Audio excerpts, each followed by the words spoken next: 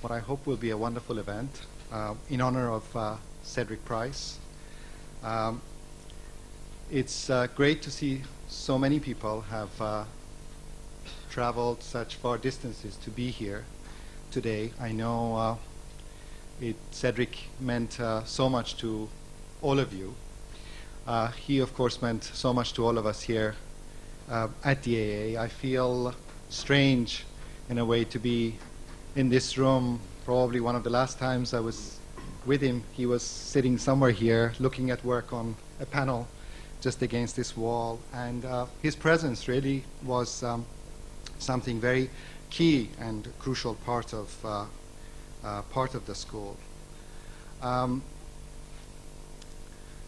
When I started my chairmanship at the AA, I thought that it was really crucial that Cedric should be teaching in the school. And it was very difficult to convince him always that he should be doing something regularly. As you all know, he was against all sorts of regularity, officialdom, and it's probably because of that that Simon and everybody else has arranged the seats in this manner. As you know, we always have our lectures facing this wall, but I'm sure it's a recognition of the unofficialdom of Cedric that we have a more intimate setting in terms of the seats this way.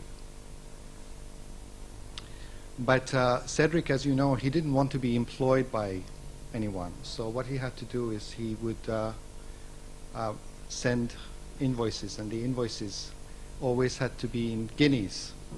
And this is always years and years after guineas had finished. And my only kind of recollection of guineas was when I used to go with my father to a cardiologist, and the cardiologist always used to also, you know, in Harley Street, they always invoiced people in guineas. So I knew that, in a way, Cedric was not only kind of therapeutic for the school, but he was actually good for the heart. I think, you know, there are a lot of people who are going to speak today, and I will try to be short, but he was really such a wonderful and important figure for architecture and for architectural education.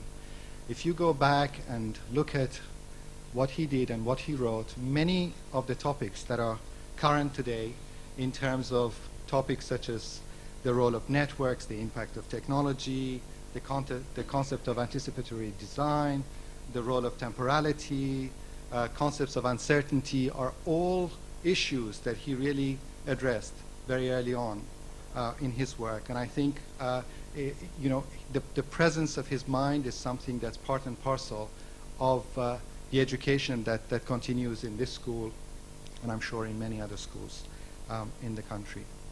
I would like to thank Eleanor Braun, Cedric's partner, and Mickey Hawkes from the AA for doing such an incredible job of organizing, thinking, planning, and hosting the event that we have here at the AA.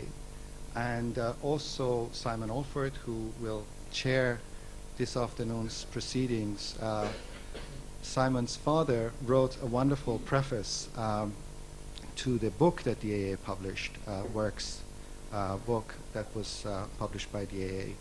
And it is great that Simon is here now to chair this session this afternoon. Thanks very much.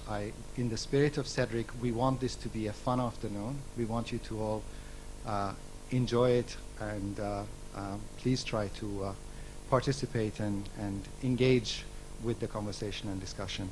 Thanks again.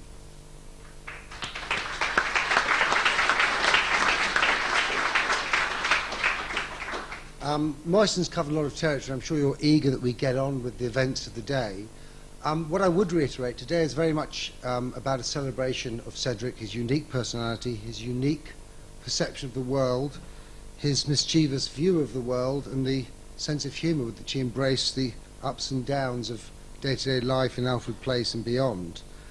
I'd like to also reiterate the thanks Moisten made to Mickey and Eleanor. Mickey did a tremendous job, as a lot of you will know, organising, priming, getting tickets out, making things happen.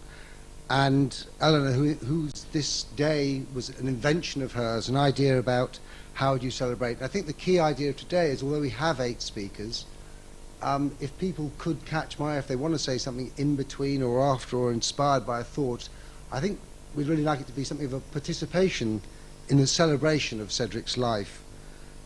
There is one adjustment to the schedule, which is that after Paul Finch, Rem Koolhaas will then speak. His title has now been confirmed, but I'll let him tell you about it. But he will come in and speak after Paul, and then it'll be John Frazer, and we'll be back on the schedule. What I would like to say is welcome.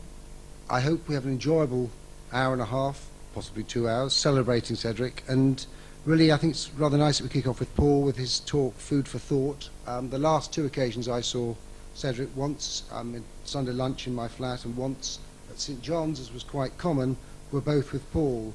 And he has plenty of tales of the exchange of food for thought. So I'll hand you over to Paul Finch.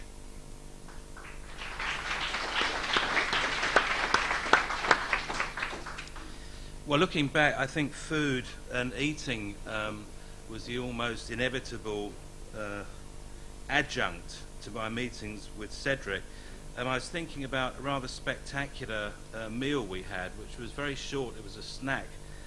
We were in Shanghai, going round the sort of back streets of those rapidly disappearing old remnants of almost kind of Dickensian streets, which Cedric, of course, was the first to notice that for what appeared to be rather chaotic and what would certainly have been called by the Victorian slums, they did seem to have a rather well-ordered arrangement of the postal system, and that actually when you looked at these kind of ramshackle arrangements, there were the neat little numbers, and then of course you started to notice just how regular the postmen were on their bicycles, regular by London standards these days. And that Chinese trip, we came across, it's a commonplace, but really not in many places anymore, the most delicious savoury pancakes, a brazier, a wood fire, absolutely minuscule cost, most delicious savoury goodies, which we devoured with great glee on the street. Cedric, I may say, attracting a good deal of attention, especially from the women in Shanghai in this area, not because of him, because they obviously didn't know who he was, but because of his gigantic sheepskin coat, which he generally didn't wear in London, hence his many colds and flus, relying on his fisherman's jersey to fend off all weathers. But it was so cold out there, he did have the big sheepskin coat on, which elicited cries of "wah!" as we walked round the streets.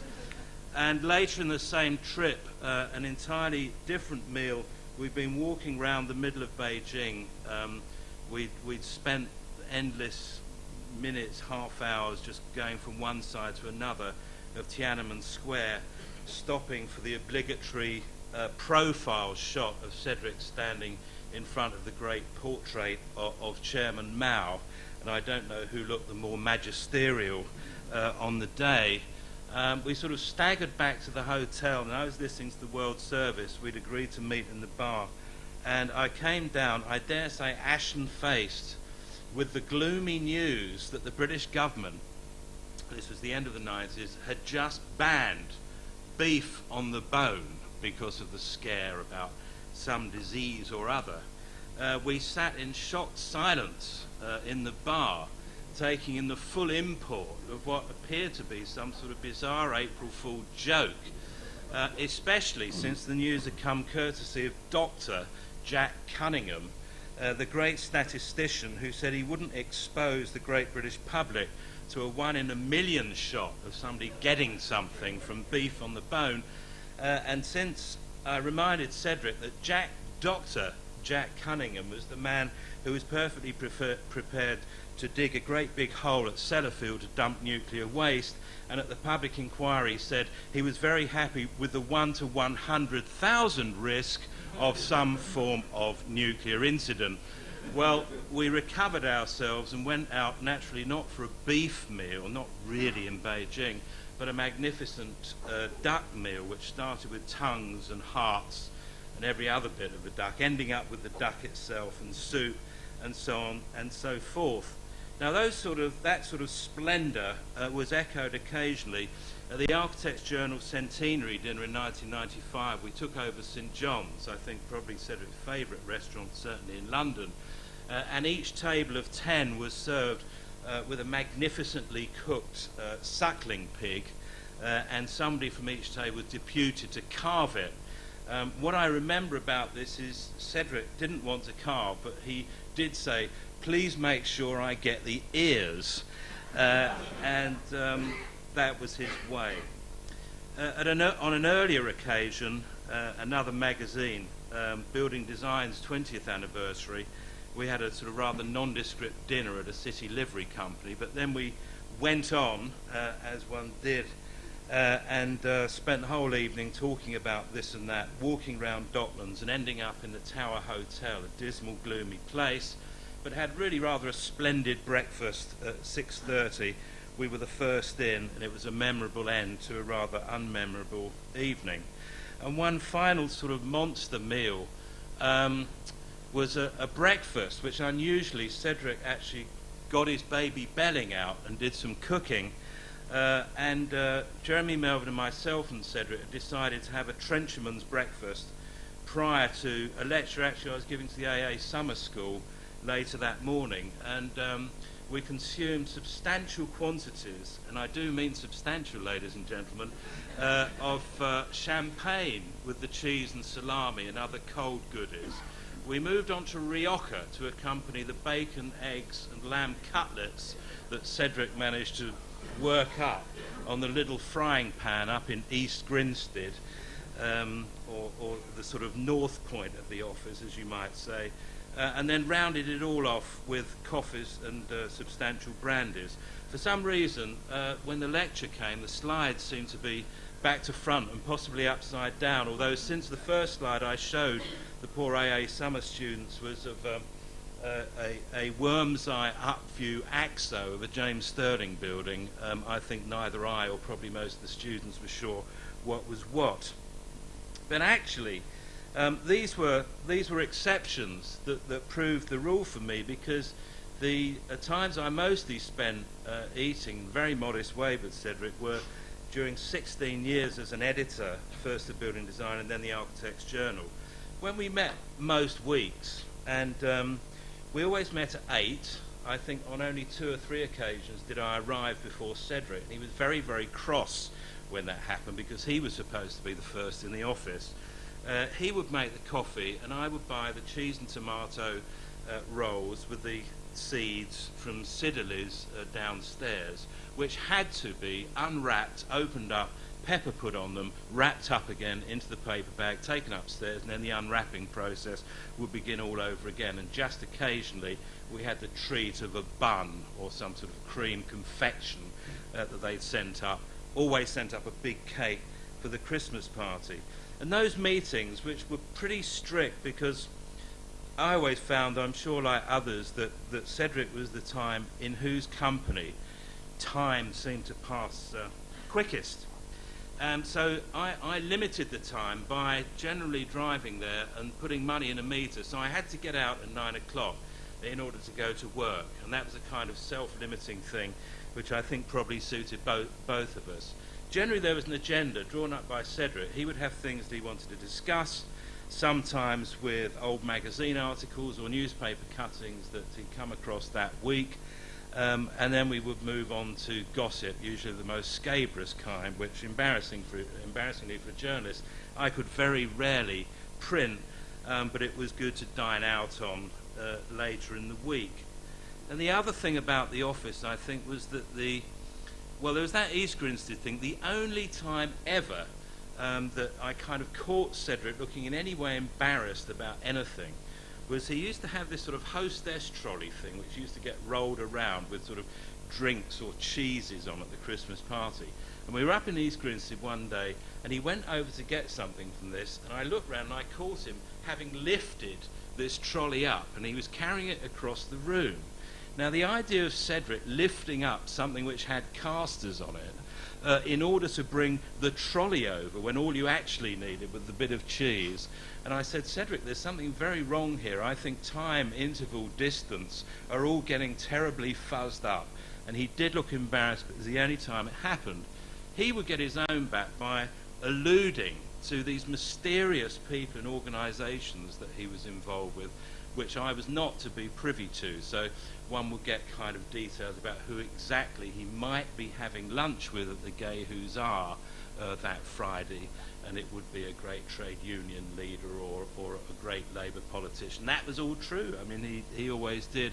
But then there was the mysterious Hot Stuff Club, which seemed to have people all over the world, and you get these references. Well, of course, I've got somebody coming in from America, or well, I think one of the club members is coming in from Japan. And it's only about 15 minutes ago that Eleanor Bron told me there are only 3 people who are members, and they always used to outvote each other about who would go to any particular situation.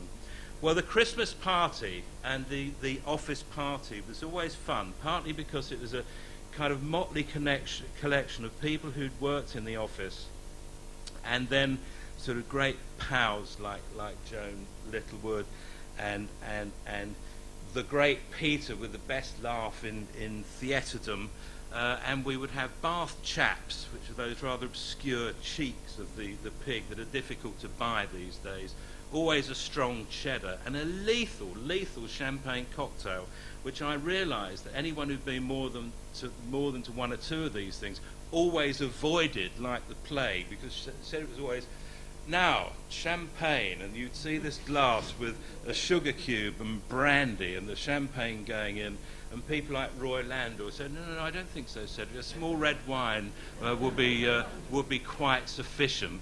And then we would have, as it were, the family tales about that Hungarian explosives expert, which only Cedric could really tell, and was just as funny one year after the other.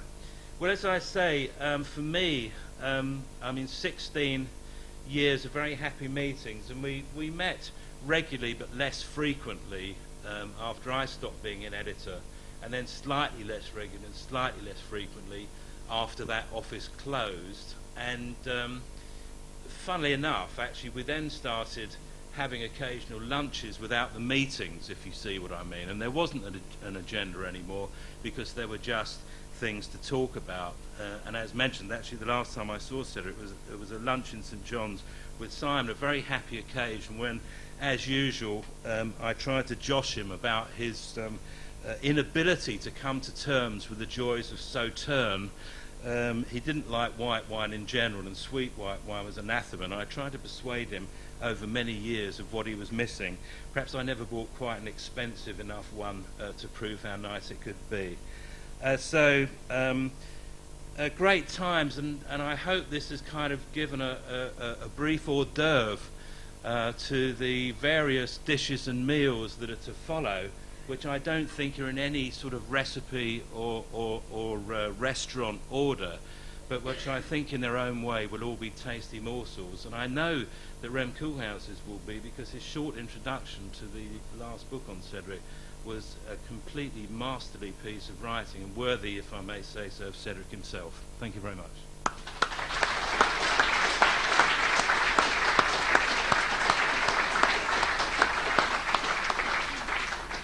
Thank you, Paul. For those of you at the back, there are some seats at the front if you want to clamber through. There's 4 or 5 seats I can see here, but if you prefer standing, that's entirely understandable.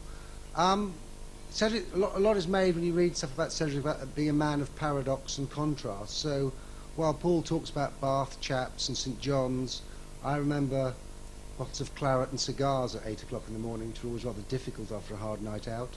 There was also another side of Cedric which I would witness occasionally as I wandered around the streets of Maryland, but I might see him delighting with Eleanor in raw deal, having a vegetarian meal.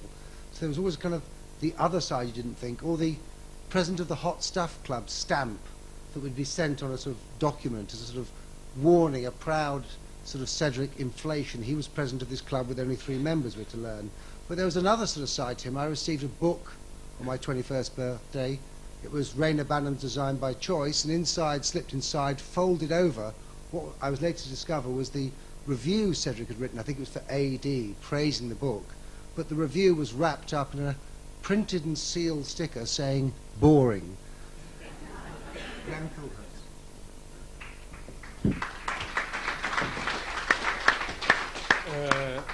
Thank you very much.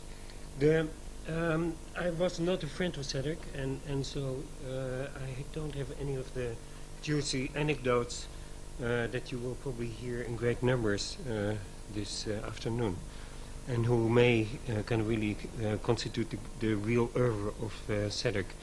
And in a way, in this kind of short experience of this afternoon, kind of throws me back to September '68, when I was here for the first time as a student, and when I heard Cedric. I don't want to say met Cedric, and when I had my first exposure to this particular English culture. And I want to kind of read a short fragment. You cannot imagine a culture shock for a continental arriving in '68 London. Discourse seemed a microscopic, frivolous, and nostalgic preoccupation with utter irrelevance. Seaside resorts, piers, Ferris wheels, dinky toys.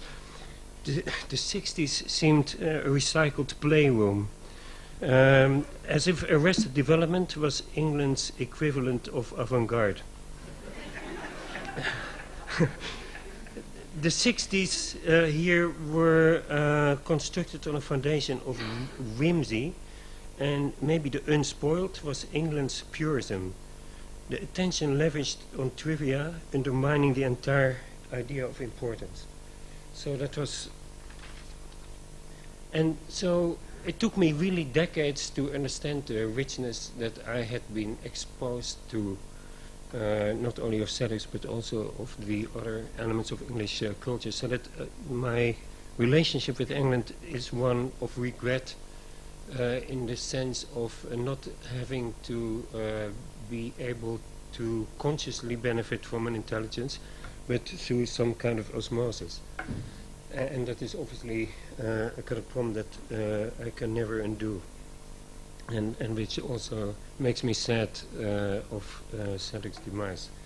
But since I never had an intimacy with Cedric, I tried to think of some formal issues as a real continental in Cedric's life. And I would like to say that, according to me, Cedric's central preoccupation underneath all these layers was perhaps the issue of power.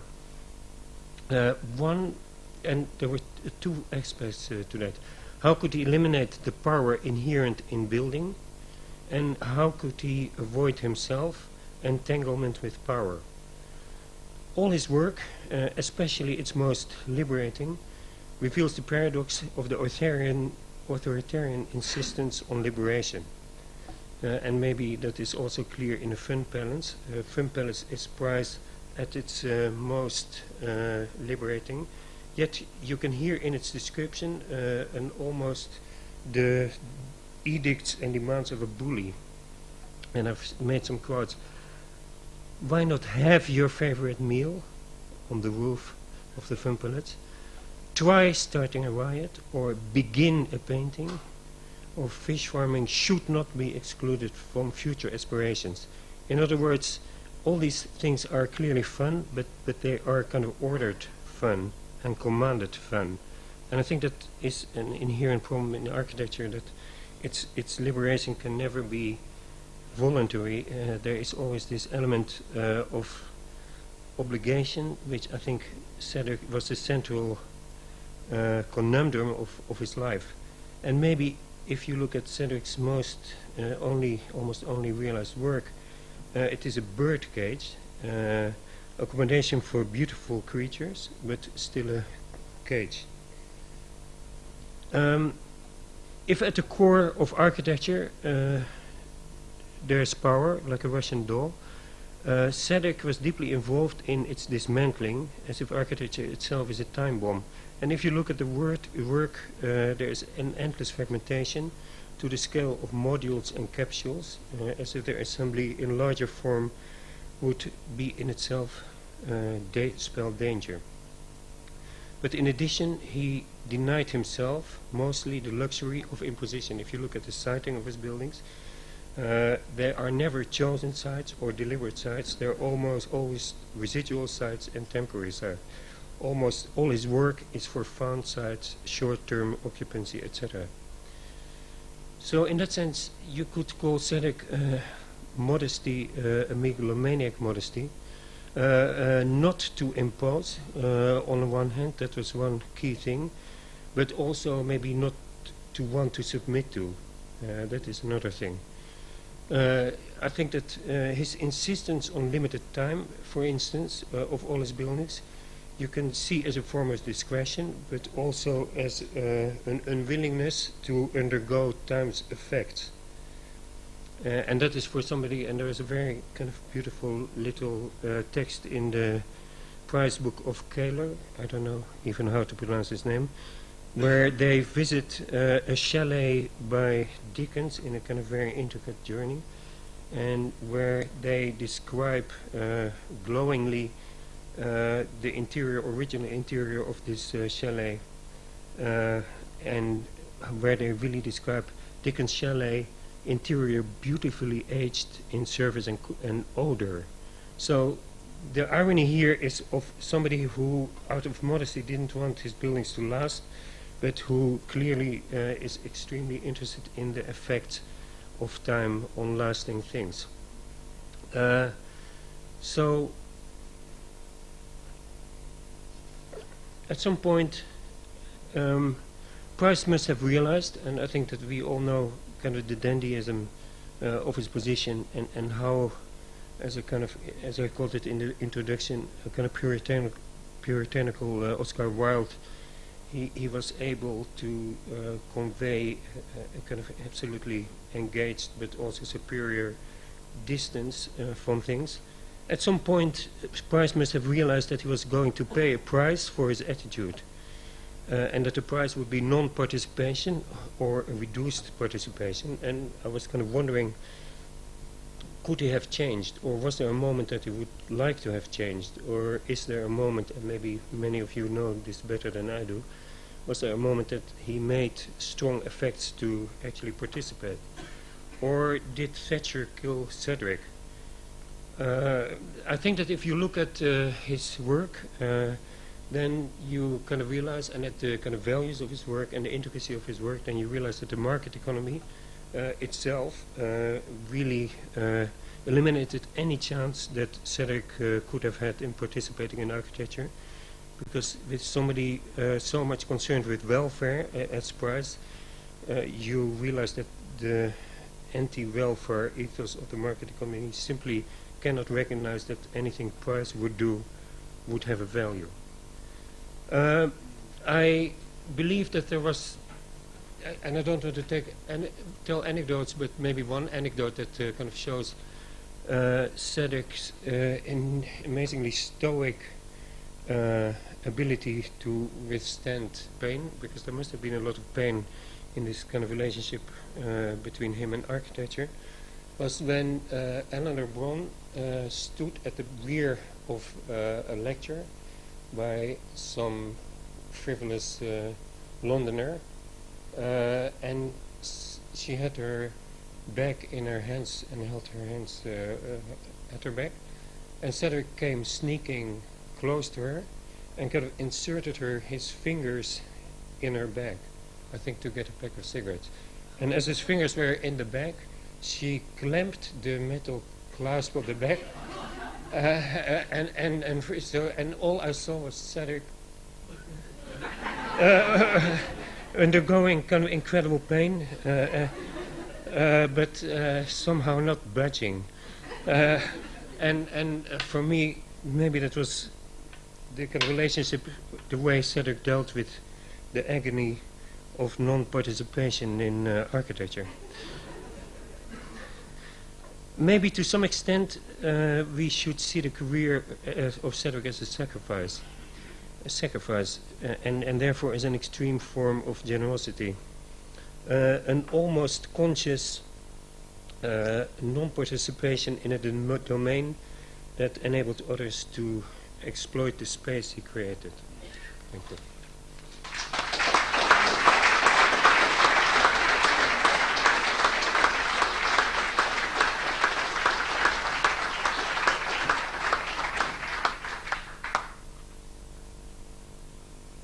Ren, thank you very much for that thoughtful piece. I think it's interesting in a way because Cedric has different legacies for different people in different ways. Again, the idea of a megalomaniac modesty is a nice example of that sort of paradox. But in a sense, his legacy, in my view, is in many ways the fact that you often think to yourself, well, what would he have done, or what would Cedric think in this situation? How would he react?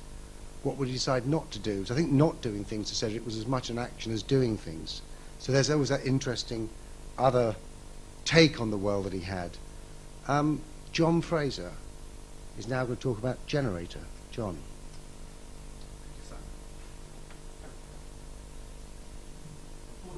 Props with me. This is for two reasons. One, I'm unusually nervous, and the other reason is that Cedric himself made great reliance on props. This was the last box of cigars I bought Cedric as I passed through Manila. I had a habit. They're very small, as you can see, but I picked these up fairly frequently, but I never had the chance to deliver this one. In fact, the last but one time I saw him was with Paul in Shanghai on that trip he's just described, and I subsequently had one last breakfast in the RIBA. However, the other props.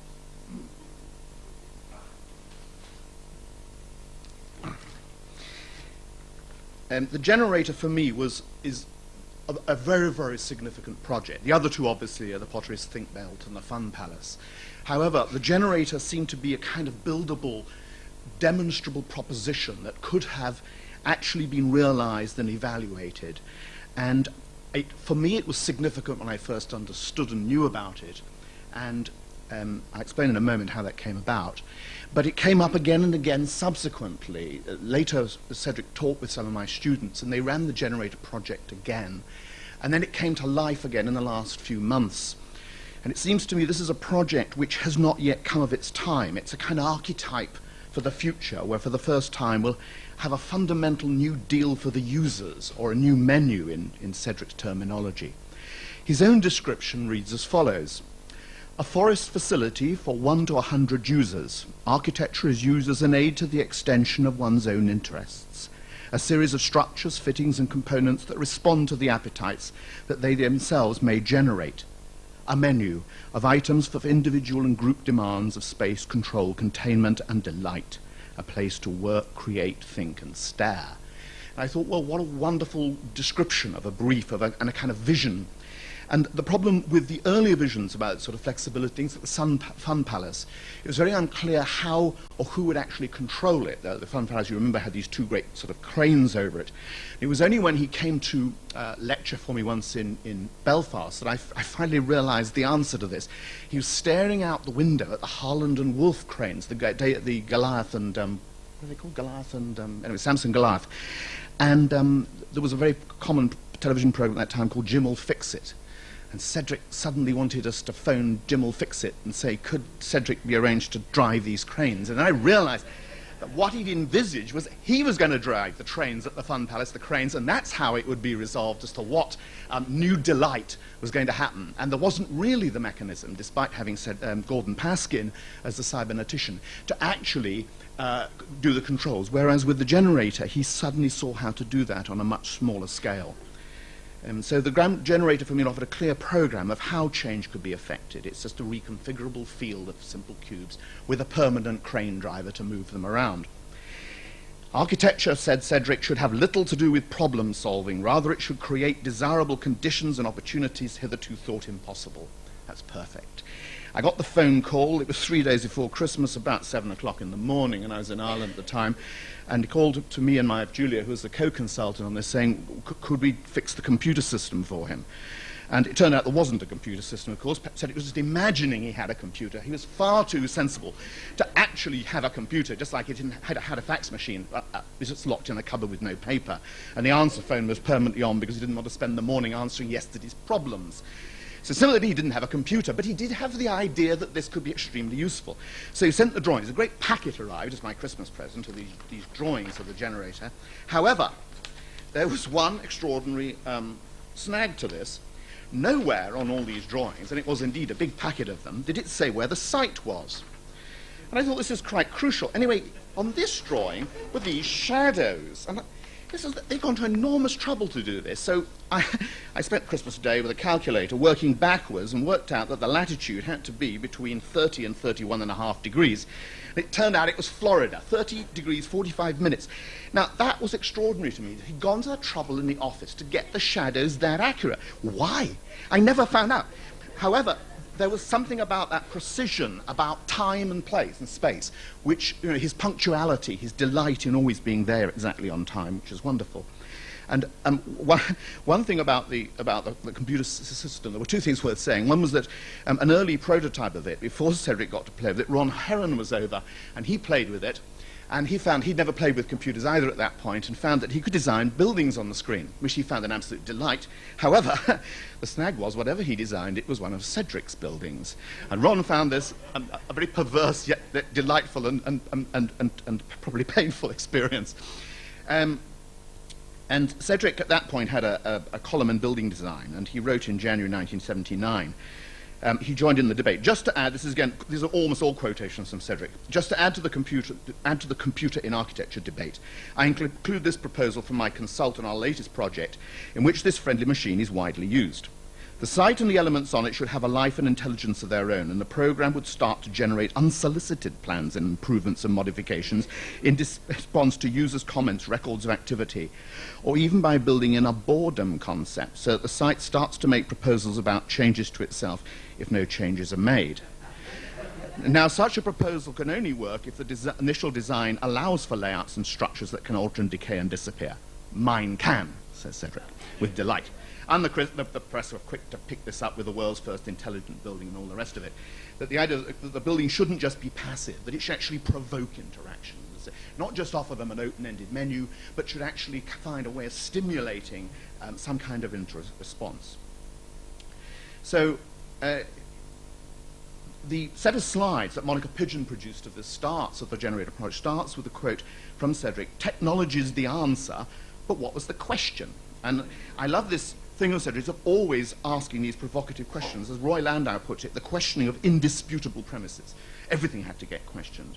And so Cedric got drawn in with some of my students at the AA in the 90s, and he suggested that we kind of reran the generator project with them, and under the heading of choice, to see what they could do as a sort of mind game. And he's brief, he wrote the brief. It says, "Taking infinite pains with a problem is best left to the computer. Making a choice is the human's role." And so he saw a very nice kind of way of interrelating these activities. And so there again, the generator had inspired another generation of students with its kind of timeless relevance, and they found a new relevance all of their own in it, which had got very little to do with Cedric's initial proposition, except, of course, it was there in an implied way. And while we were doing that, I'm sorry, we're kind of breakfasts are going to come up and up and up, but Cedric didn't seem to like his breakfast. This isn't a Bible, it's actually the logbook of a little boat I had, which was in St. Catherine's Docks at the time, and the logbook of a watchmaker. And Cedric used to hold breakfast parties every Friday morning, very early, to which each of us in turn invited guests. And in the logbook are all the signatures. The first one, we see Cedric and Paul Finch, I realised, was the first. Nick Grimshaw, Izzy Metstein, Peter Murray, Cedric Price, Frank Newby, and so on. The list goes on. And in between parties, with all the rest of the names, you just Roy Landau and everybody else. But into these breakfasts, which were just like all the other breakfasts, yes, it was scrambled egg with smoked salmon, caviar, champagne, of course, brandy. The students sort of fell in with this lifestyle really quite kind of well. So there was a kind of strange kind of tension in a way between the kind of style of what was happening on the boat. If you don't mind, it's a very small yacht, very modest, but it's designed by Philippe Stark, so it has a particular kind of interior presence, which went rather well with the people, the conversation, and the cuisine. But those breakfasts were the most kind of amazing thing for me, and the notes I got from that of what we were going to do next. And the impact those things had on the students was just unbelievable. His generosity of spirit, his generosity of thinking. And a very incredible thing happened, which goes back to this thing about time again. I got a little note here that in 1989, 16th of July, the day before Cedric, or the Friday that week, had said, what time is high tide? And I thought, well, that's interesting. But anyway, I looked it up in the logbook and showed him how we did it in the almanac and gave him the precise time. And of course, what Cedric had worked out, and we hadn't guessed, is worked out the locks couldn't. He knew we were leaving on the Saturday. He'd worked out that's when the locks had to open. We couldn't leave until then. And just before the lock opened, Cedric turned up, out of the blue, uninvited, jumped onto the boat with a whole lot of new ideas about the generator, and the whole cycle started again. But it was the way in which he had thought of the right, precise kind of question to ask in order to do this, which deeply touched me. So I think the generator has much to say for those who believe that architecture should serve the users, and a new model might speak to a new generation who might yet realize that future of which Cedric has given us a vision. I think the answer to Rem's dilemma is that Cedric realized that it was going to be left to others to pick up these ideas. He couldn't bear to dilute them. He was upset at certain dilutions that had occurred and borrowings, and I think he realized that he would rather take that pain, and then he didn't have the pain of doing it. So I'd like to just end with something that's quite important to me, which is that there's a quote from the Ducklands proposal: anticipatory architecture should be concerned with reactions, not merely initial appetites. There's a lovely little book, if you don't know it, called The Makers of Modern Culture. This is a very important book. It's not a general reference book in the sense that it's full of the most important poets, writers, politicians, or the most important architects. They're people who were makers of modern culture. The review of the first book read, "For Arnold and Eliot, the purpose of culture was conservation. The editors," this is a review of this book, "the editors of Makers of Modern Culture treat their field more radically and progressively. The dictionary is not a fortification of official culture, but a demonstration of our culture's volatility and instability. They're not dealing with an inheritance entrusted to the present from the past, but with ideas which provoke the future into being. They are the makers of modern culture." There is a revised edition coming out next year. Cedric is going to be in it.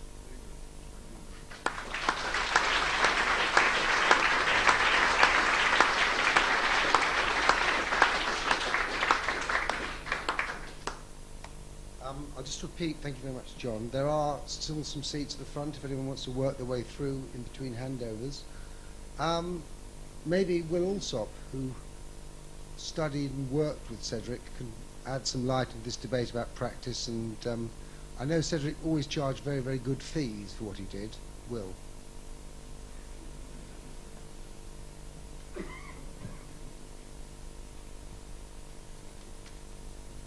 I never write notes, except today. I don't know what that means, but it's a worry. I really want to talk about Cedric just as a geezer, really. And there are a couple of things I hated about Cedric. I hated the fact that he was the man that made me fat. We've heard reference to all sorts of food and things like that. Well, it did sort of start as a sort of regular sort of guy that was going there at the age of 24 for 3.5 years, that particularly in 1976, that very hot summer, when his office, which faced east and south, became unbearable in the afternoon, that it was a suggestion that maybe the hours of the office should change from 7 o'clock in the morning till 2 o'clock. Little did he know that that allowed me time in the afternoon to come and teach here, because, quite frankly, in spite of Cedric's high fees, he didn't pass them on readily. Which was the other thing I hated about him. And certainly one of the most frightening things that you could ever contemplate was asking Cedric for a pay rise. It sort of, he knew why you were there. He wouldn't help you one jot. In the end, you had to say, well, you know, life's a bit tough, really. Didn't have a holiday last year. But he was always a hero. He was a hero before I ever met him, and he's still a hero today. And I think after having worked for someone for 3.5 years at relatively close quarters, that's saying something about the man. But I was thinking today, where did Cedric's peculiarities come from? You know, what was he born into? Clearly he was old enough to remember the war and the destruction. And I was looking at Lewis Mumford, and thinking that maybe Cedric was aware of him. And it's one of the things that Mumford said, is that our task is not the simple one of rebuilding demolished houses and ruined cities. And Cedric was well aware, I think it's in Southampton, of some of these things going on at the time. That is only the material shell of our society, some sort of hatred of the fact of buildings or deep mistrust of the buildings. Our task is a far heavier one. It is that of replacing an outworn civilization. The question is not how much of the superstructure should be replaced, but how much of the foundations can be used for a new set of purposes and for a radically different mode of life. And it seemed to me that was a relatively sort of good starting point. Whether Cedric was aware of that or not, I do not know. But it seemed to have something. There was some connection, perhaps, between that statement by Mumford and some of the explorations that Cedric went on to explore. So I believe.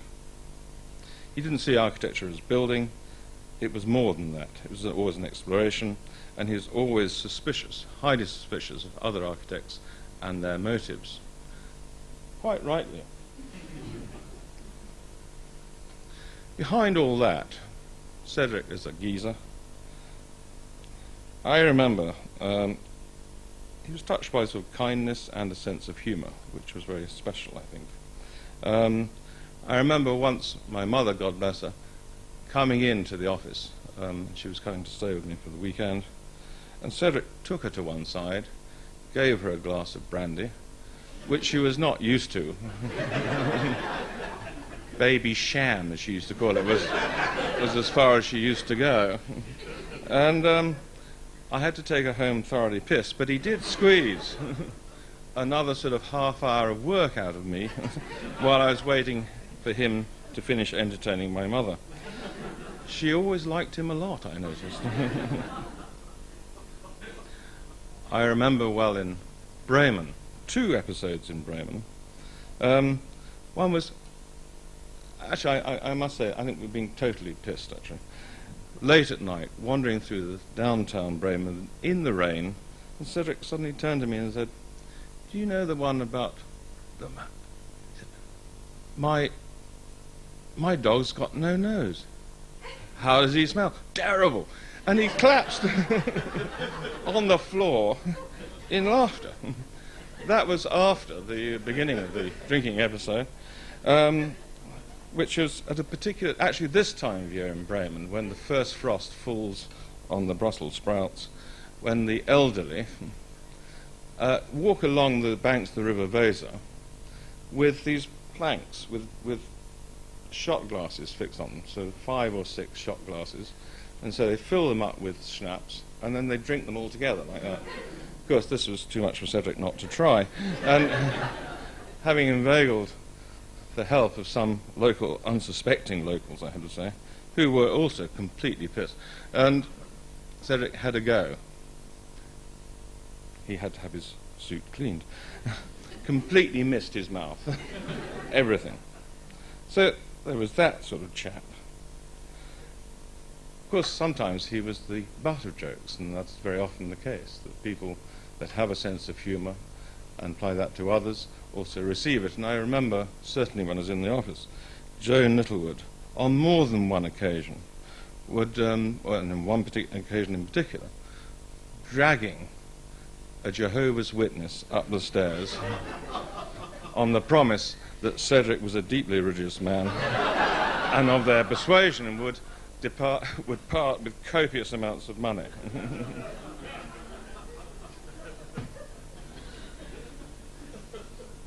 He was also a geezer that believed in rules, funny enough, and ritual.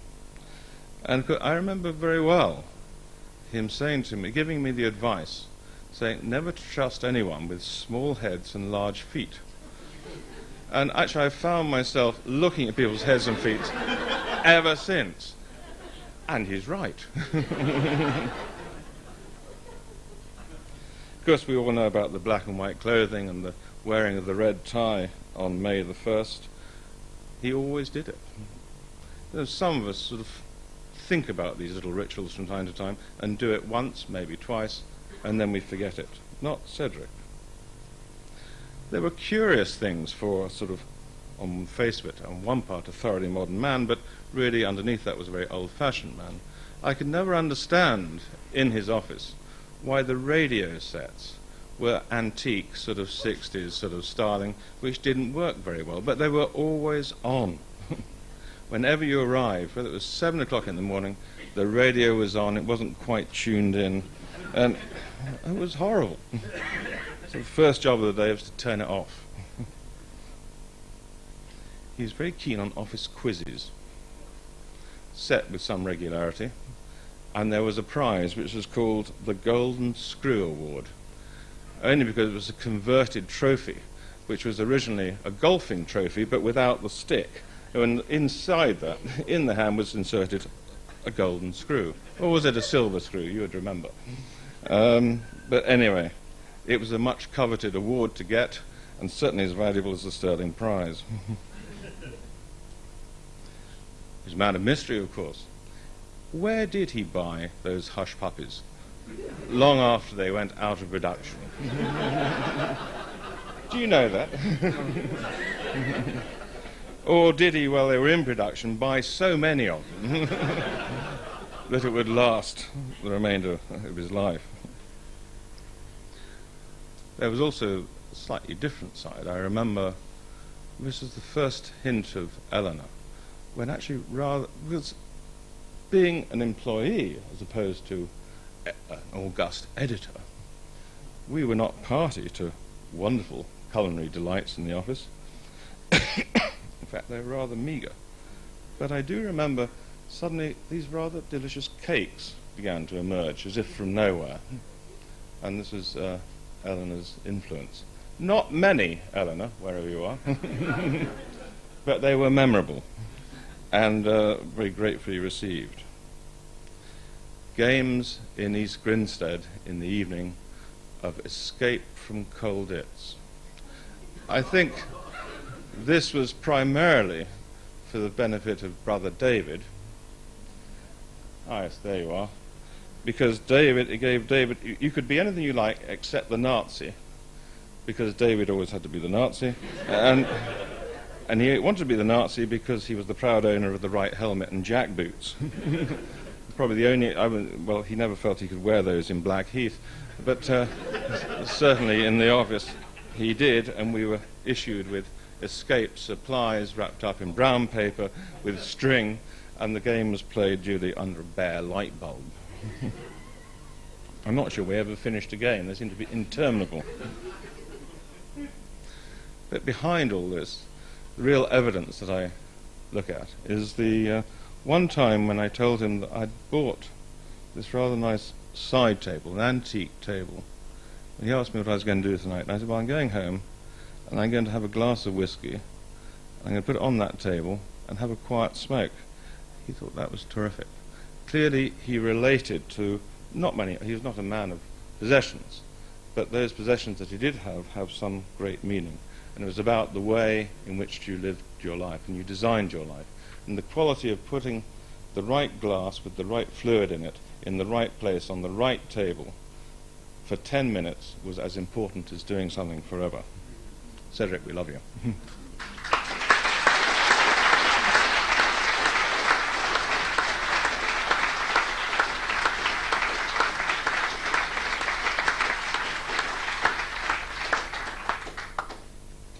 Thank you very much, Will. There are many other people from the office here I know who, I don't know if anyone wants to add anything to those tales of Golden Screw Awards, unserved breakfast, crackling radios, and also the one or two times I visited the office, the amazing sort of efficiency with which Cedric could find everything. It was all fantastically organised, but only he knew where it was, which was probably quite useful. Is there anyone here from the office who participated or escaped from Colditz? Or shall I move on? Okay, I'll move on. Next, it's Niall Hobhouse, who will talk about Cedric as friend and client, 2000 to 2003. Niall.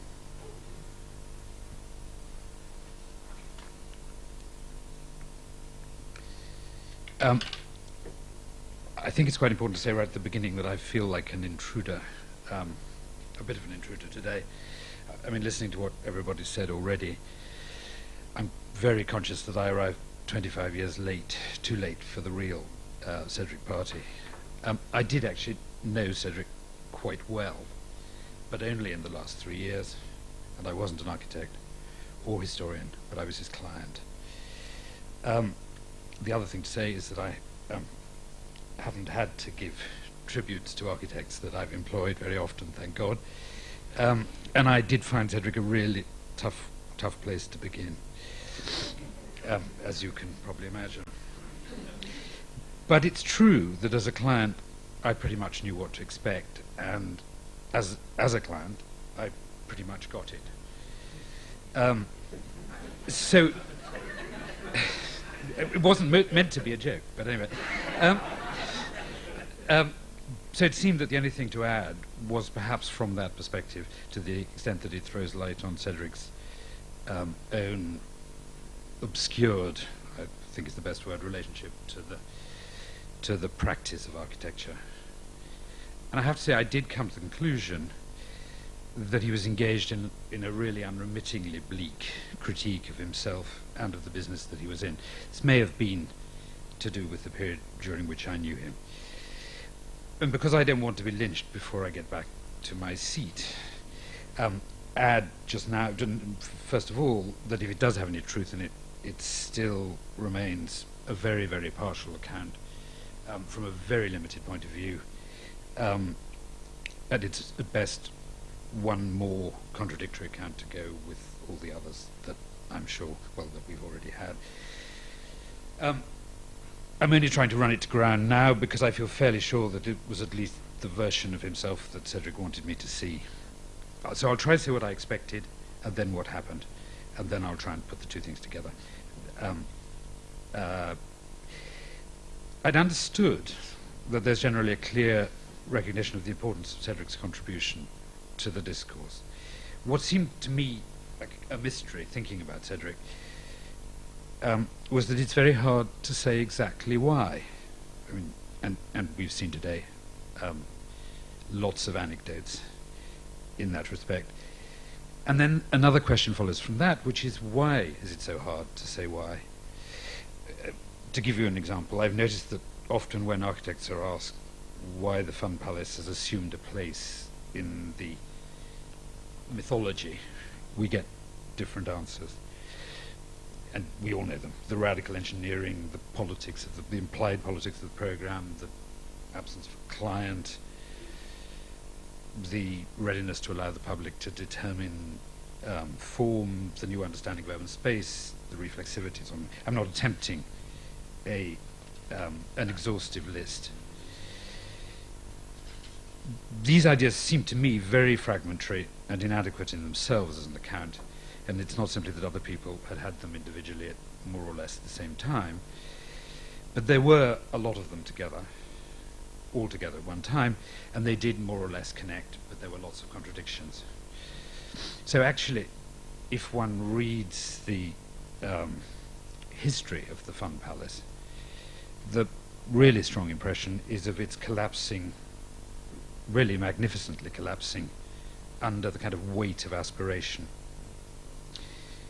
So it seemed to me that the Fun Palace was famous because it was never built, or rather, this is a rather complicated sentence, or rather that the almost infinite broadening of the program that went on, and the relentless effacement of the designer that went with it, led, kind of formally led, but also in practice, to its not actually ever being built.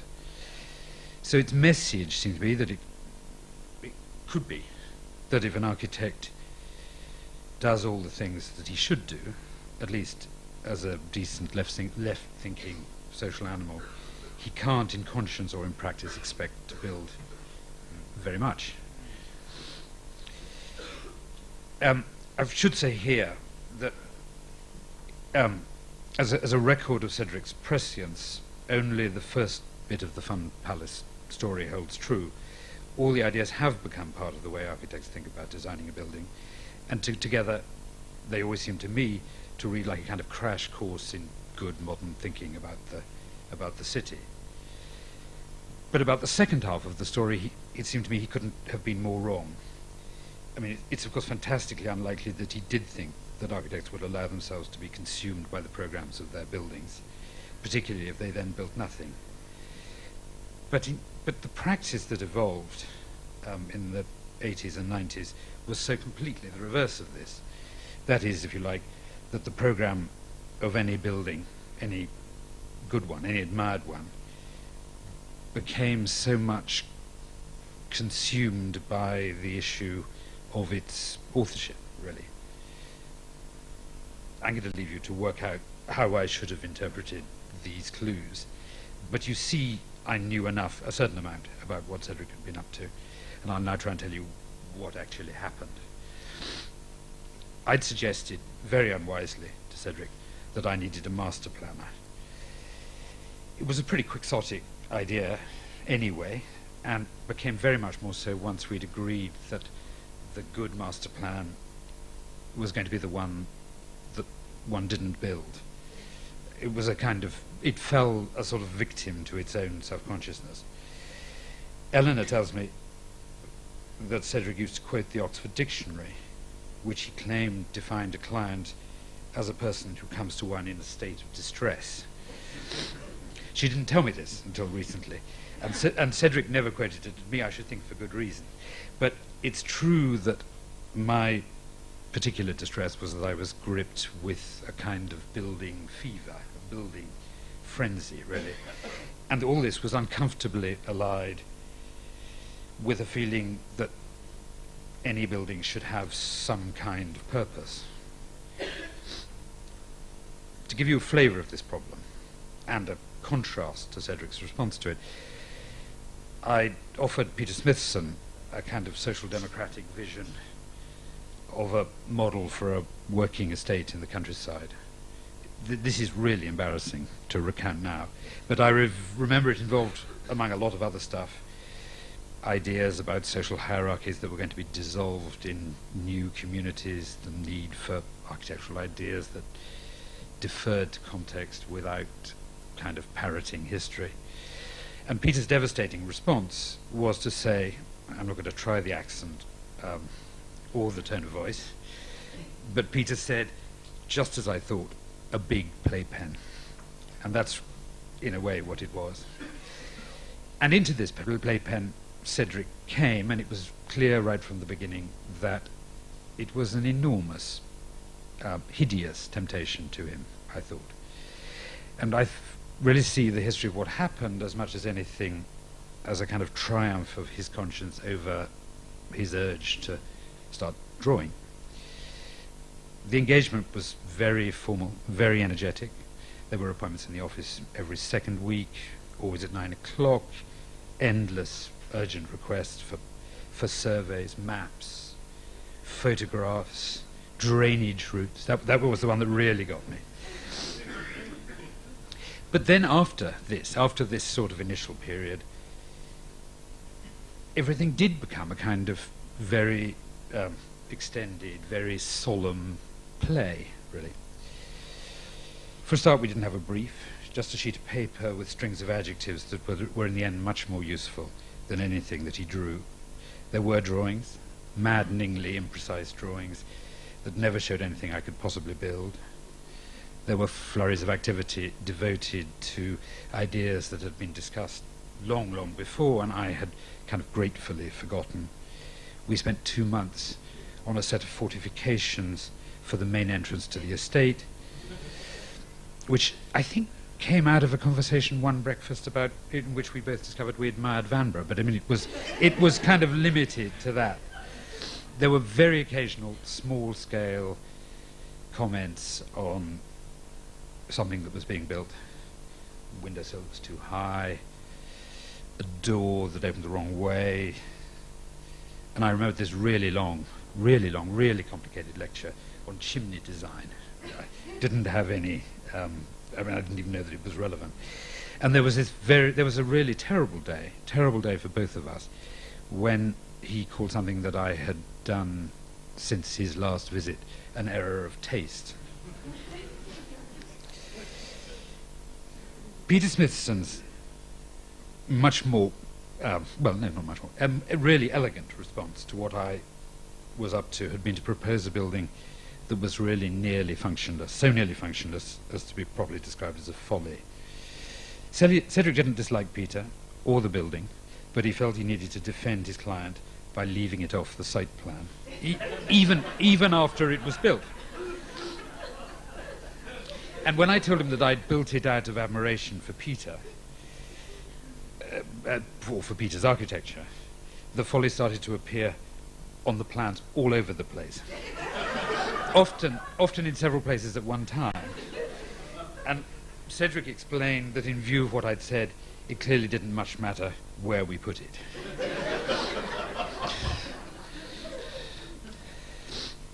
At one point we had a long drink with a barrister friend of mine to see whether his professional policy might cover him for negligence as a kind of perverse reward for his success in stopping me building anything. And I have to say at this point that it is true that I never had a bill. So, there were lots of breakfasts and lots of lunches, but no bill. I also couldn't help noticing that he was the most direct. He was at his most direct, most helpful, really, when volunteering solutions to problems that had nothing to do with his site. He gave me. I was organising a competition for a new museum building in Bath, and he insisted on giving me his submission. I hadn't told my committee that he was actually even remotely involved. It consisted of 2 sheets. The first read, "There are already 26 museums in Bath." And the proposal, which showed a hoarding supported by gantries that you can all of you very easily imagine, had on it a very large, very courteous arrow, and just the words, "This way to leave Bath." I didn't actually dare show it to the rest of them. But you see the problem, you see how hard it is to avoid the anecdotes. The other characteristic of Cedric as a designer was that while the energy didn't at all diminish, the volume did, or it appeared to. This was a kind of product of our getting to know each other. There was a sort of aesthetic of architect-client relations, architect-client relations, which developed into a sort of near-perfect economy of means. There was sort of remorse attached to actually producing a drawing. And in the end, when he didn't feel that he could convey an idea by raising an eyebrow, he just didn't bother. So the question then seems to me how I can interpret this. When Cedric was clearing his office last year, I asked him why every cupboard contained a set of 19th century child's building blocks. For once, I think, completely off his guard, he said that it was important to understand the innocence and excitement of the urge to build. I couldn't get a lot more out of him, he'd clammed up, rather. But it became very clear that he believed in the sort of intensity of this impulse, this kind of first impulse, to the extent that it didn't much matter how good or bad a building eventually emerged from the process. Any building was, in fact, by definition, really, going to let its designer down sometime. And I got him to agree ruefully, fairly ruefully, I don't think he was that ashamed, that no project of his was ever completed until it had been demolished, opening itself on the route to a kind of cheerful vandalism before it was destroyed. And I think that brings me to what I see as the real mystery, which is, how should I say, what to make of Cedric as a showman, really. As a kind of clue, I'd noticed that he was much less forgiving of architects, that he felt had started out well and then sold out, than he was of the ones who weren't very good in the first place. I mean, it was a theme. All the shaman's traits, the kind of willful contradiction of himself, the Delphic ambiguity, the dandification kind of image, the basilisk stare, the superstar capriciousness, seem of a piece with the first question at the beginning. Why is it so difficult to arrive at a properly inclusive and precise summary of Cedric's commitment? But I don't think these things are that important, or really address the second question, which is what was it about him that was designed really, to make his fellow professionals uneasy? Given that this was Cedric, it seemed to me possible that the answer was camouflaged by a kind of obviousness, as a riddle in itself. The riddles didn't actually have any true purpose except to confirm his status as a riddler. Actually, I think he'd lost interest in them, just as he lost interest in the intense research, the intensity of the research demanded by his own insistence on broadening the building program. Cedric the Shaman had, as I saw it, two purposes.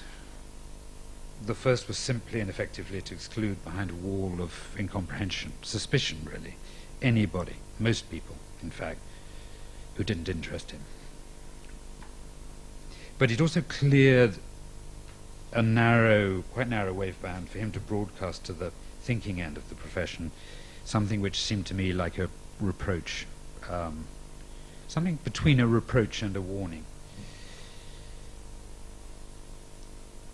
Again, I think it's at best only part of the story, but the message seemed to be, and I'm just going to try and paraphrase it, here comes an architect, somebody marked forever by conflict. On the one hand, the intense, the sort of innocent solecism of putting one brick on top of the other, and on the other, everything that happens when he engages with the world, what in fact he is obliged to think about, that makes a building no longer his. It's a long list, really infinitely long in Cedric's view, and it encompasses all the things that he did think about hard during the Fun Palace years. It begins quite simply with gravity and damp courses, and it goes on to a minute consideration of the rights, the needs, the rights of the client and the public. And then it ends with what seemed more and more like a witch doctor's parody of everything corrupting that an architect learns to say or do, comes to believe himself, simply to get a building built. It of course occurred to me, I'm nearly done instantly, it of course occurred to me that while I was writing this, that there are plenty of other reasonable explanations of what Cedric was up to, that he wasn't really an architect, but a social critic to the left of the left who stumbled on the ruins of modernism, or that he thought he was better at provoking debate than at architecture, or that provoking itself was a kind of duty.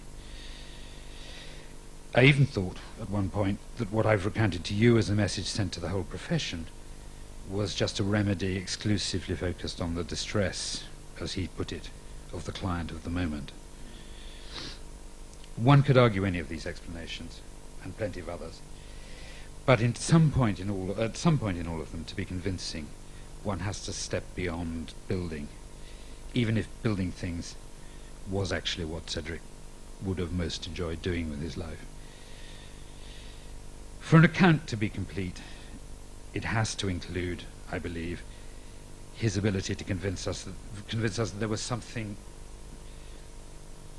happening beyond the immediate horizon that just for this moment only he could see. And of course what did the convincing there was the deliberation with which he chose to tell us only the bits that it was important for us to know. But I think it goes beyond that, and I think that the real Cedric Price project was an inquiry into the state of moral jeopardy in which he felt all architects existed. It was focused absolutely unblinkingly on an interrogation of himself as an architect. And from where I stood, two elements of the old Fun Palace pattern emerged. Of course, the openness of his approach did render the project unrealizable, but its balancing rigor made it, little by little, denser and more solid, so that it became, after a bit, quite impossible to make out the figure of the architect himself beyond the project. And that's exactly, as it seems to me, as Cedric intended that it should. That's it.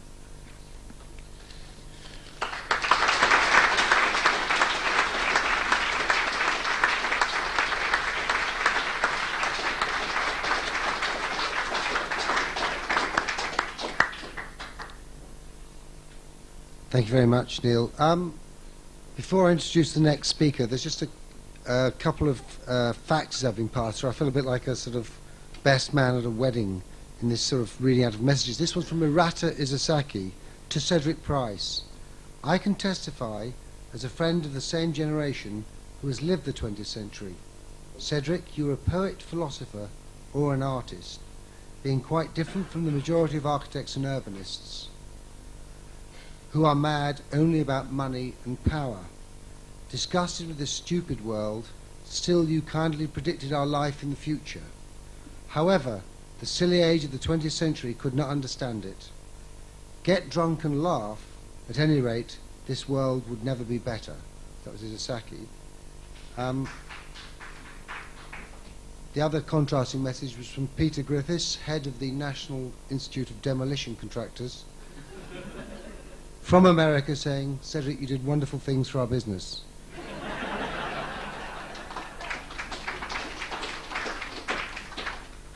The next person to come up the lectern here is Samantha Hardingham, who collaborated with Cedric on the book Cedric Price Opera. Cedric always feigned not to have any interest in the books that were being produced until they came out, but you did see a wry smile on his face when they were sort of passing. Samantha's going to talk about the importance of being Cedric.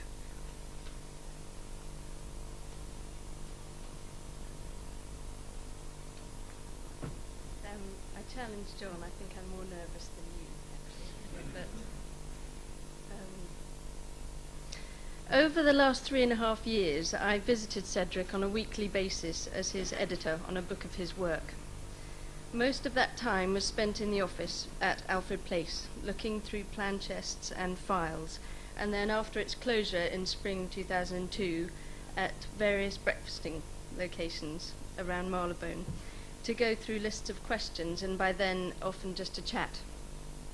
I cannot profess to having known Cedric, and in fact I know relatively few facts about him. He enjoyed, and I respected his privacy. But the few things I became sure of soon enough remain big things.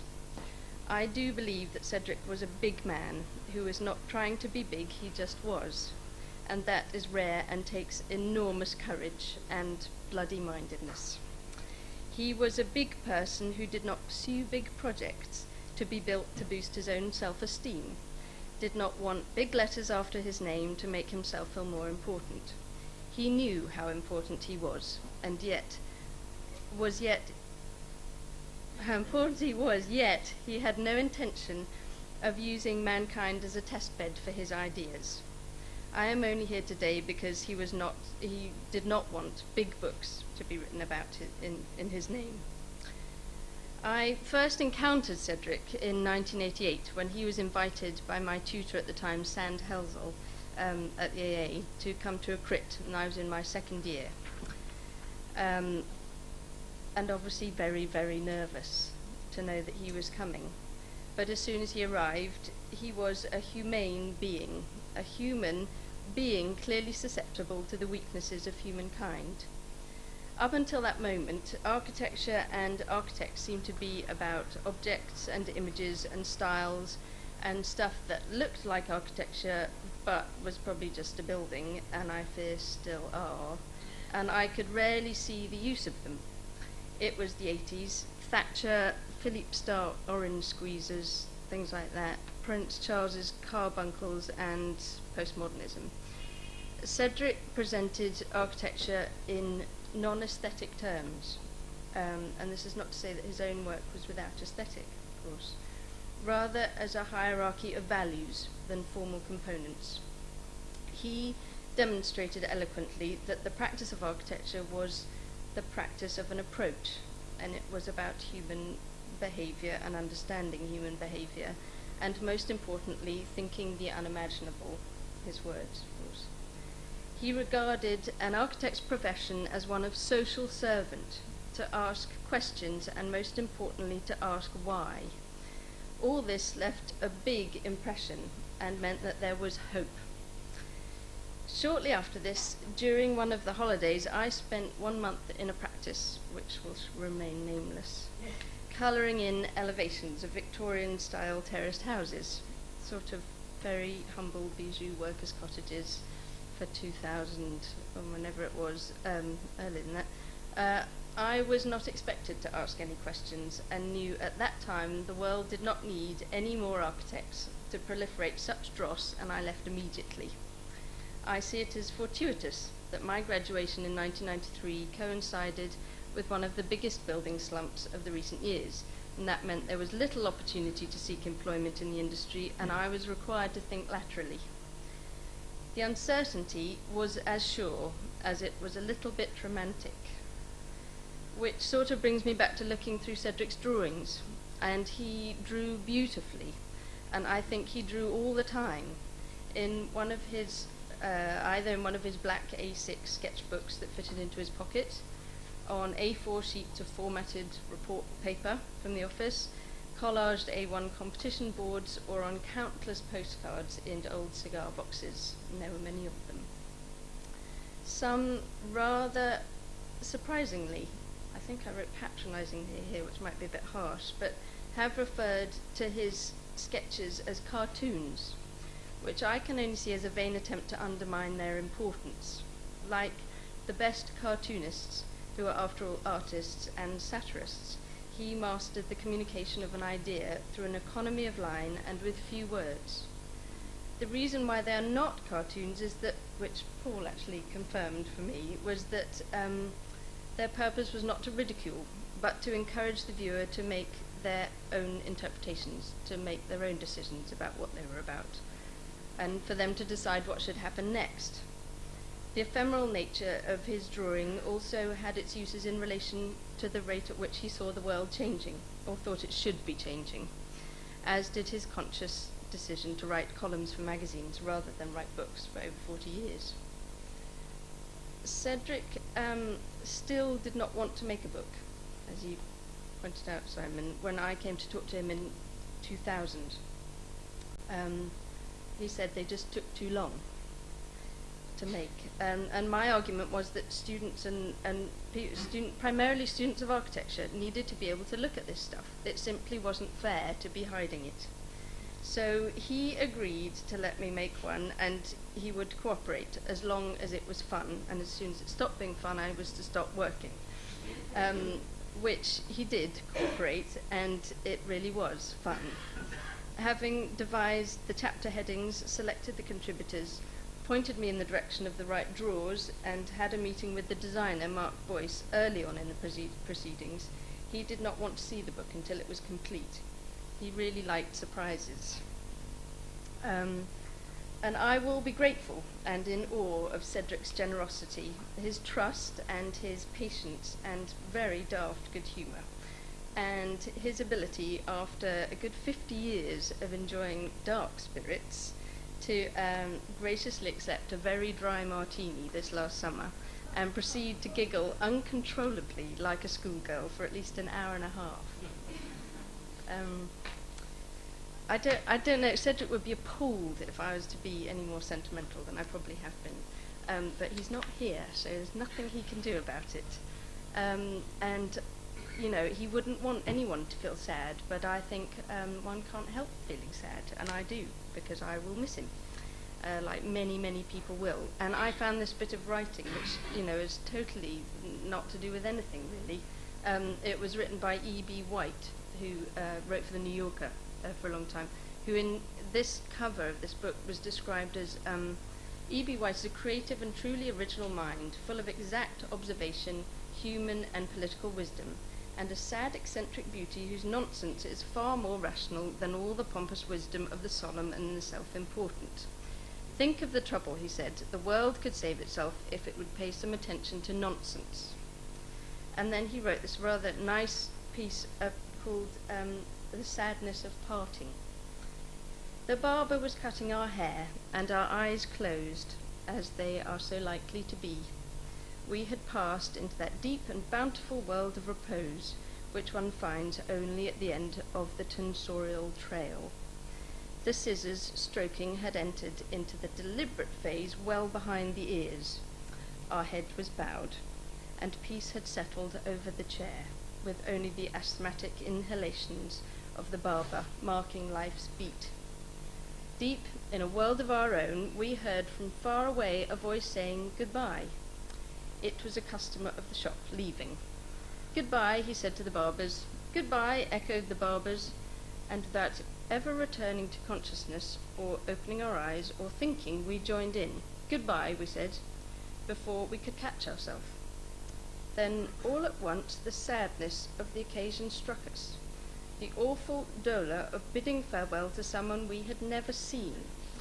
We have since wondered what he looked like and whether it was really goodbye.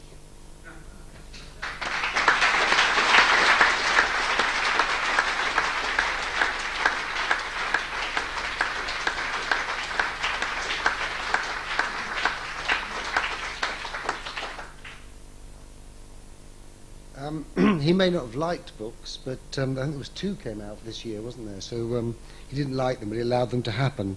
And in one of them he wrote, I noticed with all Cedric's books, going back to works too, they can be read backwards or upside down or differently in different moods.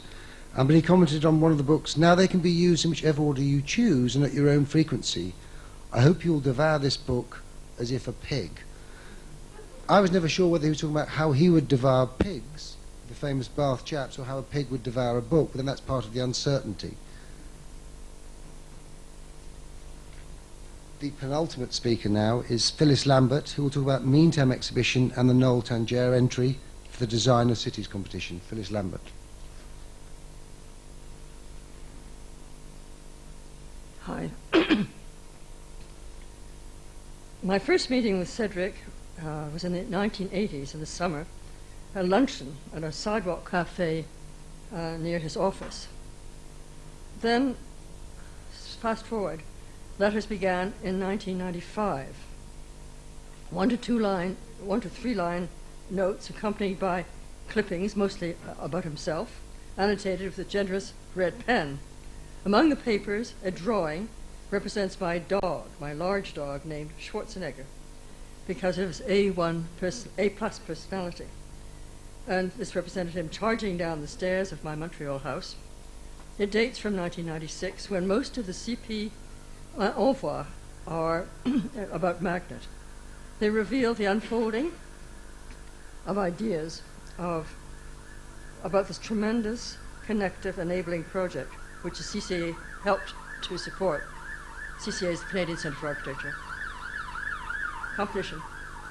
Cedric really, I think, really wanted to build these structures. He really wanted that to happen. I'm just ad-libbing that because some people said he didn't want to see things built. I think he did. Our extraordinary involvement with Cedric Price only expanded over the years. His work was central to the 1998-1999 conference published as Anxious Modernism, a collaboration between the CCA and the GSD, the Graduate School of Design at Harvard. And then in 1999, Cedric mounted an exhibition of the CCA, Meantime. Cedric introduced the exhibition with an observation made by the Tate Gallery on the paucity of time visitors spent looking at an object compared to the time reading the label. Instead of labels, the objects included in the Meantime exhibition were identified by icons. The icons denoted the 14 ways Cedric devised to look at time, among them self-destruction, reconstruction, the pleasure of frustration, suspending time, distorting time. The one I am wearing, simultaneousness. What I liked about the exhibition, what I loved about the exhibition, was that it induced thought. What is it about, this drawing? Why is this photograph a model that relates to uncertainty or to synchronization or to pacing? You had to look. The viewer became a participant, became engaged. I love this exhibition for how it concentrated the eye and the mind. In 2000, Cedric was one of the 5 finalists in the CCA competition for the design of cities, whose subject was the largest remaining open tract in New York City, more than 21 million square feet on the west side of Manhattan, fronting the Hudson River. His competition submission stated, New York is ideally suited for the opportunity of establishing a new quality of the 21st century, which must be shared by all its citizens, enjoyed by its visitors. Mental and physical sensory well-being is required. The site chosen for the competition is ideal for such a crucial living test. The timing is critical. The opportunity is unique and will only occur once. The strategy for cities will be established. A lung for Manhattan is provided. So this was his scheme. The large body of water needed for continuous evaporation, because it was always a wonderfully technical solution to these things, would provide the lung surface so that the future delight of the site would comprise the availability of glittering grandstand view of the Hudson, the clean smell of the particular place. Samantha Hardingham published the letter Mike Nichols wrote to Cedric on studying his scheme, and I quote, I was quite moved by its wit, simplicity, the vision of the sweetness, this is nice, it could bring to Manhattan. I looked again and again at the beauty of the railroad tracks and walked again and again back and forth between your wit and the ponderousness of the pretensions of the Skidmores and the rest of them. Then yesterday there was a Mouchamp article in the Times. I think it's only the beginning. I think that a clear and beautiful idea becomes politically stronger and stronger with time. I think you have done something really important. That's the end of his quote. Mouchamp judged that Cedric's entry was the only scheme to go beyond the formal qualities of architecture to deal with the qualities of urban life. No massive new construction, no sports stadiums, no urban bone crunching, no high-tech structural calisthenics, no hay to be made, just a light dusting of glass, frosting, and a breeze blowing from the river. Just a place for a city to breathe. A park in which the archaeology of the industrial city takes the place of the pastoral landscape. Speaking for Cedric at a symposium in New York, Eleanor Braun exhorted, examine the need for architecture. It's not always necessary to build. Many people have said that, of course, today. Or, as Cedric had said it earlier, design for the calculated doubt in yourself and your product, saying, I make short-life buildings because I'm not sure that a house is an ideal containment. But this jury, I must admit, was into massive new construction. And now we who are here must ask, amid the scandalous melee of the World Trade Center design, will there be a time, after all, when clear and beautiful ideas will exist, let alone becoming politically strong? Cedric might well have answered as he did in Meantime, with a quote from Lewis Carroll, well, in our country, said Alice, still panting a little, you generally get somewhere else if you had to run fast for a long time, as we've been doing. A slow sort of country, said the Queen. Now you're here, now you see it takes all the running you can do to keep in place. If you want to get somewhere else, you must run at least twice as fast. I came to know Cedric well as the CCA collaborated on these ventures with him. Hundreds of inquiries now and thousands in generations to come will visit, hundreds of inquirers now and thousands in generations to come will visit and argue with him in the CCA archives, in the library and the galleries.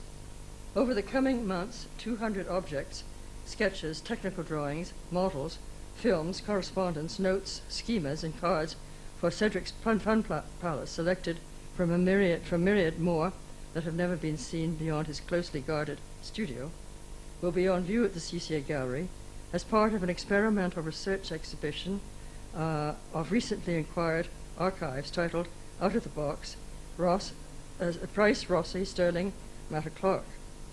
This installation brings the many questions raised by the work of these pivotal figures into dialogue, engaging the public in an unstable, doubting, price-in way. Cedric's far-reaching social thought shines through his sharp re-examination of fundamental premises. Imagine Cedric's, the contrast of Cedric next to Rossi. Perhaps I was conditioned to the cigar, the schnapps, the sartorial elegance, the great volumes of persona, to the simple, to architecture as structure, freedom and movement, flexibility and chance. But also I was enthralled by the seriousness of purpose, the goal of delight, together with a constant political and social engagement. All this and the calculated doubt, the optimism, the wit, pervades the text of the brochures prepared by Cedric Price and Joan Littlewood to promote the Fun Palace brochure. Among the many versions studied and the final version of the text displayed, which is 11 feet high across one of the exhibition walls, it sums up my attempt to evoke a thinker who, I am increasingly convinced, has opened the path to the future. I read it in homage to that A-plus person whom I dearly love. Do you suffer from success, failure, education, no education, boredom, overwork, loneliness, lack of privacy, love, hate, indifference? Do you concern yourself about the past, the future, whether God is dead, the meaning of meaning, getting older, becoming wiser, better, worse, richer, poorer? So do we all. 5 years from now, you will visit the moon or the bottom of the ocean, live longer, travel from Moscow to New York in 20 minutes.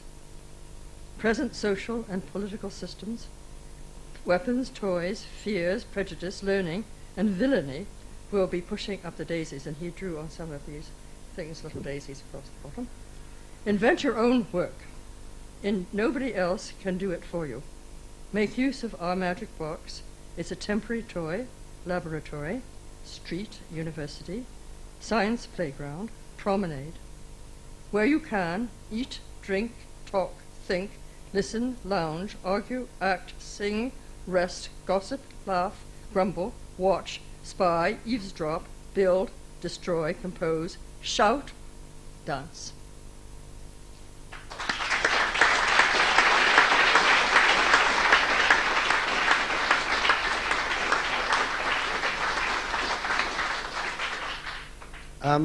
I was just, in the light of Phylis's talk, I was looking at an exhibition catalogue from the Heinz Gallery. I think it's sometime in 1973. It was 11 pages, loose leaf, unbound, so I will read pages 1, 2, 5 and 4 in kind of Cedric Price order. Page 1 was The Evolving Image, Cedric Price. Page 2 said this exhibition is intended to show the usefulness of drawings, not the usefulness of Cedric Price. Page 5 talked about display cases. Phylis mentioned display cases. The layout of the drawings is intended to allow, and Cedric says, the following: the charting of particular aims, comparison of methods of appropriate visual communication, investigation of the development in time of different visual alphabets and appetites, shortcomings in two-dimensional representation of the third and fourth dimensions, a wry smile if not a good laugh. But finally, going back to the surprising news from Niall Hobhouse, he never received an invoice. If you go to page 4, Cedric talks about the indexing, the cataloguing of his drawings in head, in-house, in action, and in retrospect. But he notes, perhaps most importantly of all, in brackets, all drawings are indexed with one of these lettered headings, and finally, drawings by Cedric Price are marked with a red spot. So finally, I'd like to invite Lord McAlpine, who will talk about friendship with Cedric Price and the nature of success.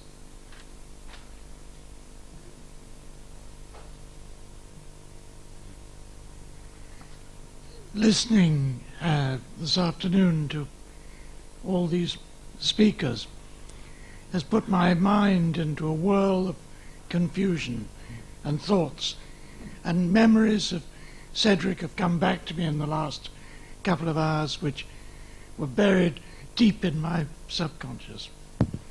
I found some fascinating information. I know now where Cedric got his cigars.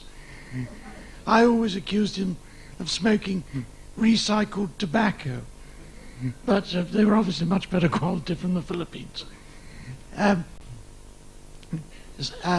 Cedric definitely wanted to build buildings. Great sadness is he missed a patron who would say to him, "Cedric, there's a field, there's a site, build something." If he'd lived in the 18th century, the place would have been littered, the country would have been littered with his buildings. But clients today, Cedric had a contempt for them, really, same as every architect has a contempt for their client deep down in their souls. Clients are people who don't want to pay you. They want to change everything, and they have balmy ideas of their own. They imagine that you've studied for 8 years to enter this great profession, and they've not studied for a moment other than a few books and casual observations, and they want to tell you how to do it. Cedric was very interested to listen to uneducated ideas. My God, I gave Cedric enough uneducated ideas that he listened to endlessly. I did coerce him a little with large brandies and kippers at about 7:30 in the morning. For me, Cedric was a gymnast. I never had the figure of a man who liked to go jogging or take too much physical exercise. Cedric looked after my mind, or what there was of it, and he taught me all sorts of things. He taught me not least the nature of success. That success isn't being top of the class, success isn't being the greatest footballer, isn't even being the greatest architect, because today's greatest architect might well be reviled in 100 years, 200 years. Equally, if you take builders of such great buildings as the St. Paul's Cathedral, the Houses of Parliament, they wanted the architect to be hung of the Houses of Parliament. And certainly, contemporary comment on St. Paul's Cathedral said, "I hope it's speedily burnt down." But so you could never be too certain as to what history will make of you. So why would you imagine that success is something that you can know about in your lifetime? Cedric, I think, will have colossal success. He had success in his soul because Cedric didn't give in to the whims of other people. He thought very carefully and long about what he did and what he intended to do. And you couldn't change him. No one could change him. He might feel obliging one morning and discuss it at some length, or he might just dismiss it out of hand, depending on his mood. But he was a fine man, probably, for me, the most interesting person that I ever met. Certainly Cedric could draw. Happily in my home I've boxes of his drawings. Some of them of buildings, projects, some of them, to my shame, cards with beautiful little drawings of where Cedric was sitting, cartoons if you like, saying, "Sorry, I couldn't wait any longer, had to go because I'd arrived an hour or two late." Cedric understood the cartoonist's art in politics. By far the most powerful form of communication is that carried out by a cartoonist. Cartoonists can bring a truth home to people that words can't. Cedric drew with a charm and a brilliance his work is of great beauty. I always felt that Cedric ought to build more buildings. I tried to persuade people to employ him to build buildings, but it was very difficult. They were frightened of him. They were frightened of his ideas. The greatest irony about Cedric really is that the birdcage in London Zoo is called the Snowdon Aviary. That actually Snowdon gets the credit for it. But I said to Cedric, what did he do? You know, what part did he play in this? Cedric said the most important part in the whole proceeding. Well, for heaven's sake, what was that? Every time we came up with an idea, he said, why? And actually, in a way, Cedric was a bit like that. He was never ashamed to say why. Cedric was a man, a mind, that produced ideas for other people to take and use very often. He was a man who questioned things. He never took the proverbial wisdom as wisdom at all. He would always question things. He was an uneasy but powerful spirit. And he was, by chance, an architect. And that's all to the better for this profession. Thank you.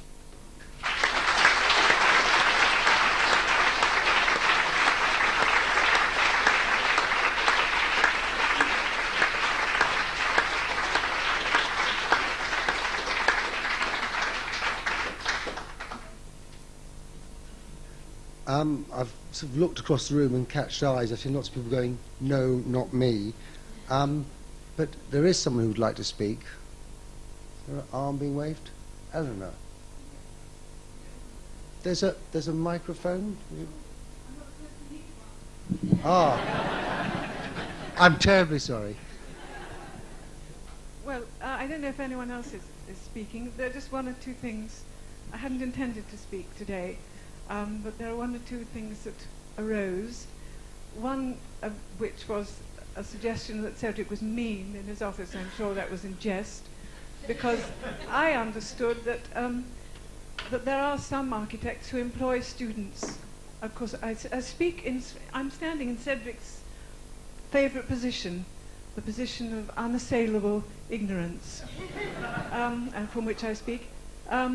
I know that some architects do employ students to help out in their offices, which when they have their years out, and don't pay them salaries. And I know that it was a point of honour with Cedric that however little he paid, if ever he did employ a student, he always gave them some form of salary, and indeed I hear from one of them luncheon vouchers. That was one point. I should say, since Alistair has just spoken so wonderfully, I'm not a woman given to great jealousy, but if ever I had to be jealous of anyone, it would have been of Alistair. Because if ever Alistair turned up and there was lunch or breakfast, everything was dropped. But I forgave him because I forgave Alistair and I forgave Cedric because I know that Cedric enjoyed their conversations hugely. The other thing is something about Cedric's extraordinary generosity. As you all know, he did have some hard times, and I was in the position of hoping things would be, that some job that might have come. It didn't tell me very much what he was going for or what he was interested in achieving, really. But sometimes he would phone and he'd say, "Wonderful news," and I thought, "Oh, it's happened." Something that and it was always that one of the Pauls had got a job or somebody else had got a job, and he was genuinely as thrilled about the good fortune of his friends and actually as assiduous in helping them if they were in need, as I wished he had promoted himself with such assiduity. And the other thing is just to say that I'm sure he said this to a lot of people, but if ever I was going out to do some awful thing, some frightening things I do very often in my life, he would always say, "Give 'em hell." And I think probably he gave a lot of people in this room hell. But then just as I was about to close the door, he would say, They're lucky to have you. We were lucky to have him.